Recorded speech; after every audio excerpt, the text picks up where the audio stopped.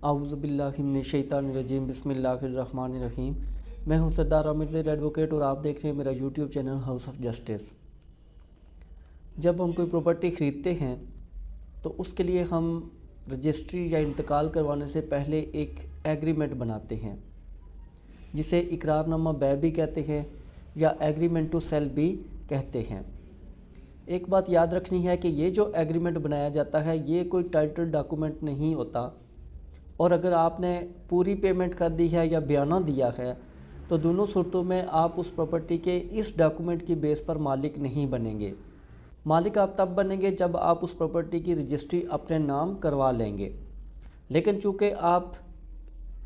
Registry करवाने से पहले कुछ पेमेंट दूसरी पार्टी को कर रहे होते हैं तो उसके सबूत के लिए ये एग्रीमेंट बनाया जाता है। आज की वीडियो में इस एग्रीमेंट को किस तरीके से तहरीर किया जाना चाहिए उस पर बात होगी। तो आज की वीडियो में मैं आपको ये बताऊंगा कि किस तरीके से आप एक अच्छा एग्रीमेंट टू सेल तैयार कर सकते हैं कि अगर इन फ्यूचर दूसरी पार्टी अपने जो एग्रीमेंट की टर्म्स एंड कंडीशन तय हुई थी उनको वो फुलफ़िल नहीं कर रही और आप अदालत में जा रहे हैं तो किस तरीके से ये एग्रीमेंट आपको वहाँ पर फ़ायदा दे सकता है। एक बार फिर मैं आगे डिटेल बताने से पहले बताता चलूँ कि जितना भी आपने चाहे ये 100 रुपये पर एग्रीमेंट तैयार किया है, 1000 रुपये वाले स्टाम्प पेपर पर तैयार किया है या इससे भी बड़ी मालियत के किसी स्टाम्प पेपर पर तैयार किया है, इसके बावजूद ये एक टाइटल डॉक्यूमेंट नहीं होगा। इसकी बेस पर आपने ना तो सारी पेमेंट करनी है और ना ही आपने ये एग्रीमेंट बना के तो बस घर में रख लेना है कि मैं इस प्रॉपर्टी का मालिक बन गया हूँ। बेशक आपने सारी पेमेंट कर दी और उस प्रॉपर्टी का कब्ज़ा भी ले लिया, इसके बावजूद आप मालिक नहीं होंगे। लिहाजा ये एक सिर्फ आपके पास बतौर सबूत रहेगा कि आपने ये प्रॉपर्टी ख़रीदी है और इसके बदले में इतनी रकम दूसरी पार्टी को दे दी है। एग्रीमेंट टू सेल तैयार करने से पहले आपने ये करना है कि दूसरी पार्टी के साथ ज़ुबानी तौर पर आपने वो सारी जो टर्म्स एंड कंडीशंस हैं वो तय कर लेनी है। बयाना कितना देंगे, प्रॉपर्टी कौन सी है, उसका मुकम्मल हदूद अरबा से मुराद है कि उस प्रॉपर्टी के मशरक़ में कौन सी प्रॉपर्टी है, मगरब में कौन सी है, शुमाल जनूब में कौन कौन सी प्रॉपर्टी है, ये आपको क्लियर हो ताकि आपको पता हो कि ये प्रॉपर्टी मुझे दी जा रही है। ऐसा न हो कि आपसे किसी महंगी प्रॉपर्टी की कीमत वसूल की जा रही हो और बाद में आपको कोई सस्ती प्रॉपर्टी दे दी जाए। लिहाजा आपने हदूद अरबा लाजमी इस एग्रीमेंट में लिखना है।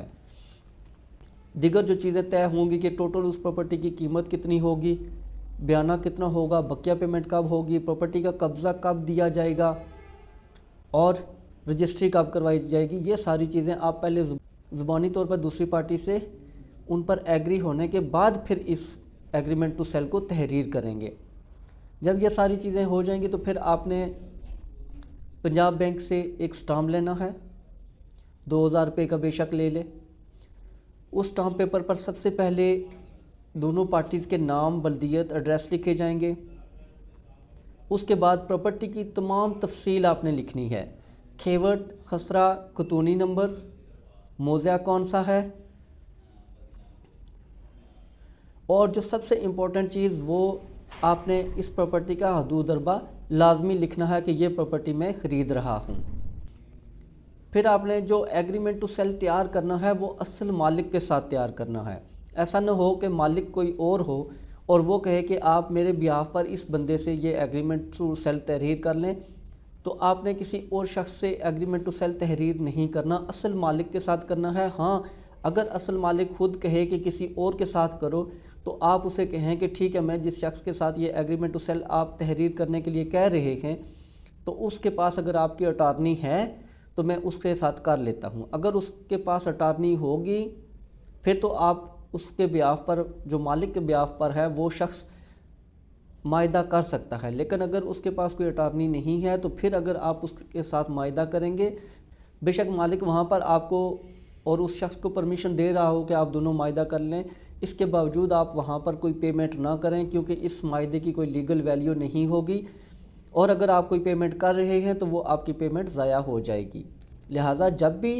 आपने एग्रीमेंट टू सेल तहरीर करना है तो वो असल मालिक के साथ करना है। जो भी लेन देन होगा वो असल मालिक के साथ ही होना चाहिए। इसके अलावा समटाइम्स ऐसा भी होता है कि जो मालिक होता है वो एक नहीं होता, एक से ज़ायद होते हैं। जैसे कि 5 बहन भाइयों की ज़मीन है, तो किसी की 1 मरला है, किसी की 2 मरला है, किसी की 4 मरला है, तो वो सारे कह रहे हैं कि ठीक है जी, हम ये प्रॉपर्टी आपको बेच रहे हैं, और आप किसी एक के साथ मायदा तहरीर कर लेते हैं। अब जिसके साथ आप मायदा तहरीर कर लेते हैं, हो सकता है उसकी मलकियत 2 मरले हो और आप उसके साथ 1 कनाल का सौदा कर रहे हों। तो इसमें भी अगर ज़मीन एक से ज़ायद मालकान की है और वो सारे राज़ी हैं कि आपको बेचें, तो या तो वो सब उस पर साइन करेंगे, सबके नाम लिखे जाएंगे, या फिर उन सब की तरफ से किसी एक को अटारनी दी जाएगी, और वो जो अटारनी होल्डर होगा वो आपके साथ मायदा तहरीर कर सकता है। किसी एक के साथ ज़ुबानी तौर पर किसी के कहने पर आप मायदा ना करें और ना ही कोई पेमेंट करें, क्योंकि ऐसी सूरत में आपके पास लीगली तौर पर कोई जवाज़ नहीं होगा कि आप किसी एक शख्स की प्रॉपर्टी किसी दूसरे शख्स से नहीं खरीद सकते। प्रॉपर्टी की मुकम्मल तफसील लिखने के बाद जो नेक्स्ट आपने लिखना है, वो सबसे इम्पोर्टेंट चीज़ वो ये है कि अब आपने लिखना है कि वो प्रॉपर्टी जो टोटल आपने ख़रीदी है, कितनी प्रॉपर्टी है, 1 कनाल है, 2 कनाल है, 5 मरले है, जो भी है वो लिखनी है। टोटल वैल्यू प्रॉपर्टी की कितनी है, अभी आप कितनी पेमेंट कर रहे हैं, नेक्स्ट पेमेंट कब करेंगे, और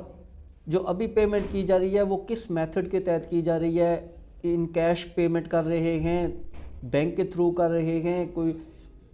जो भी मोड ऑफ पेमेंट है वो आपने तहरीर करना है, और कब्ज़ा आपके हवाले किया जा रहा है कि नहीं, और अगर नहीं किया जा रहा तो वो कब किया जाएगा। और लास्ट पेमेंट की डेट भी आपने लिखनी है कि फ़लाँ डेट तक हमने ये फाइनल पेमेंट करनी है और दूसरी पार्टी हमें रजिस्ट्री करवा के देगी। एक और इम्पॉर्टेंट चीज़ बताता चलूँ, वो ये है कि यहाँ पर आपने 2 गवाहों को लाजमी, वहाँ पर अपने जो 2 गवाह हों आपके वहाँ मौजूद होने चाहिए, जो वहाँ पर साइन अंगूठा भी करेंगे। और ये बात याद रखनी है कि जो गवाह हों वो यंग हों तो वो ज़्यादा बेहतर होता है, क्योंकि अक्सर देखने में आता है जो काफ़ी एजड लोग होते हैं उनको गवाहों की लिस्ट में डाल दिया जाता है किसी एग्रीमेंट में, और जब वो फ्यूचर में कोई प्रॉब्लम बनती है तो पता चलता है ये गवाह फौत हो चुके हैं। लिहाजा कोशिश करें कोई जवान लोग एग्रीमेंट में बतौर गवाह शामिल करें, ताकि अगर आपको फ्यूचर में ज़रूरत पड़े तो वो ज़िंदा हों और आपकी गवाही दे सकें। ये एग्रीमेंट तहरीर करने के बाद आपने जब फाइनल पेमेंट करें तो फिर मैं बताता चलूँ कि रजिस्ट्री लाजमी करवानी है। इस एग्रीमेंट को तहरीर करने के बाद फिर आपने दोनों पार्टियों ने, जो बेचने वाला है जो ख़रीदने वाला है, उन्होंने साइन और अंगूठा करने हैं, और 2 जो गवाह होंगे उनके भी साइन अंगूठा करवा लें। शनाख्ती कार्ड नंबर भी साथ आपने लिख लेने हैं। स्पेशली जिससे आप प्रॉपर्टी ख़रीद रहे हैं उसके ID कार्ड की कॉपी भी ले लें। उसके बाद आप जाके नोटराइज्ड इसको करवा लें,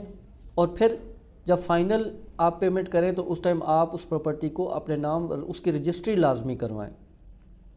तो ये था सारा प्रोसीजर कि आप अगर कोई प्रॉपर्टी ख़रीदते हैं तो